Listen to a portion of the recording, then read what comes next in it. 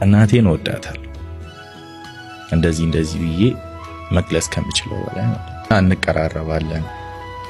እንደ እናትና እንደ ልጅ ሳይሆን እንደ ጓደኛ ነው የምናወራው።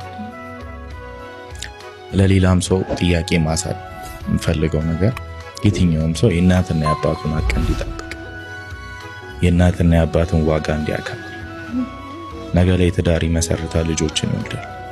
ልጆቹ እንዲያከብሩት አሁን ላይ እናትና አባቱን ማክበር መቻል አለበት። እናትሽ ላይ የምታሳዩ ነገር ነው ነገ ቤትሽ ላይ የሚመጣው እና እናቴን አመሰግናታለሁ፣ እወዳታለሁ። ብዙ ነገሮችን ማድረግ እንድችል አስተምራኛለች። የተሻልኩ እንደሆነ ማሳውቀኛለች። ራሴን ከሌሎች ጋር እንዳላወዳድር ትጥራለች።